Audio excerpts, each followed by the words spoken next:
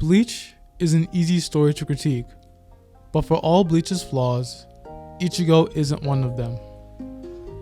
Far too often I've heard Ichigo being referred to as more boring or bland than his peers. Ichigo has no goal to connect the arcs of his journey together. Ichigo is a passive player in his world. Ichigo doesn't want anything but to protect his friends, and that's not interesting. Now, these things have varying degrees of truth, but I can't address some of these misconceptions without first addressing Ichigo's peers. Two in particular. Masashi Kishimoto's Naruto and Ichiro Oda's One Piece stand alongside Bleach as the Big Three, a Western term referring to the three most popular anime of the 2000s. Being the Big Three, they were compared religiously, and it was in these comparisons, Bleach, and Ichigo specifically, was constantly the odd man out. Ichigo had no goal. He doesn't make choices. He's a passive player in his world, with greater forces calling the shots. This is an obvious contrast with Luffy and Naruto, who have major, highly ambitious goals with world-changing implications, are more active in their worlds as a result, and are thus seen as inherently more interesting. But I can't help but disagree. Some of the most iconic protagonists of all time are more reactive in many of their stories. Like repetition, reactiveness isn't inherently a flaw. And comparing Ichigo to characters like Naruto and Luffy has similar problems of shallowness. It takes away the nuances of what makes these characters unique. Naruto and Luffy were born into unfair worlds that seek to keep them down at any cost.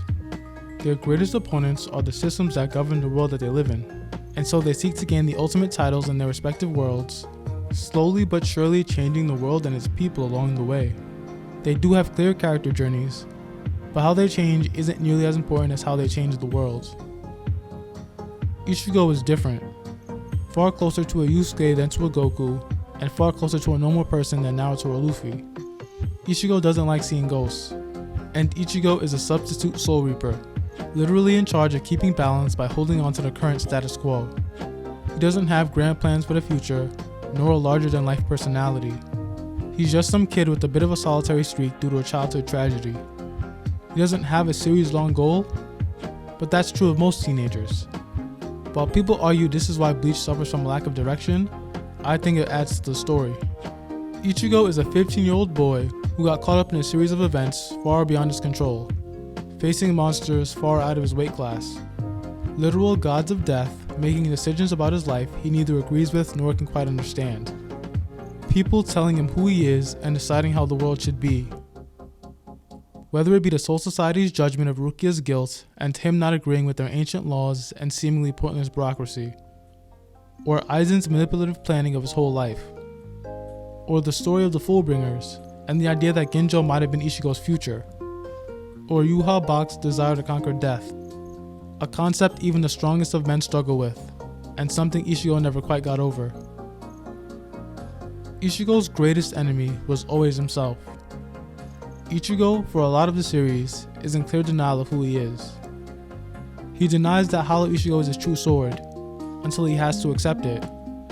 He denies that he's a Vizord, despite clearly being one. He denies that he enjoys fighting, until Orihime pleads with him to stop hurting himself. In a world so bent on names and identity, Ichigo does a hell of a poor job with introspection. It's that lack of introspection that allows his grief to control him. It's that grief that nearly killed Byakuya, instead of trying to understand him. It's that grief that badly hurt Uryu, in his tunnel vision to protect Orihime, forcing him to effectively be saved by the monster he was fighting against. And it's that same grief that prevents him from using his full abilities later against Yami and eventually Aizen. It's extremely telling that the entire Bleach power system, the Zanpato, relies entirely on understanding the identity of one's soul. A Zanpato being a reflection of their Soul Reaper's heart. And Ichigo's Zanpato, his real heart, looks just like himself. Described by many as Hollow Ichigo, it's the living embodiment of his own grief. It's no coincidence that his grief often manifests itself as a mask. And what do masks do? Obscure the identity of their wearer. The idea is clear. To truly understand and accept himself, Ichigo needs to face the cause of his grief, his mother's death, head on. Something that he's only able to do when he's finally confronted by his father in the final arc. He's finally free of the weight that's weighed him down all this time, and he fights, not out of obligation, nor out of a desire to avoid reliving the pain of his past, but because he wants to, fully trusting his friends, people he couldn't stand to lose, to fight beside him. And it's in the manga's most important scene that he finally reunites the disassociated parts of himself, which are embodied by his mixed heritage, and uses the power he always had. Free of his grief, he confronts the final villain, a man who could never escape his, and he ends his story in a better place than when he started it. Bleach is far from a perfect narrative, but I do believe that Ichigo was a great shonen protagonist with an arc that was handled in an incredibly unique way. Ichigo isn't for everyone, but I do think that he had an important story to tell, and he doesn't deserve the reputation he has now in the anime community, and that's why I wanted to defend him. But I'm just one guy, maybe I'm wrong. Feel free to like, comment, and subscribe if you enjoyed the video. It really helps me out, and I'll see you guys next time.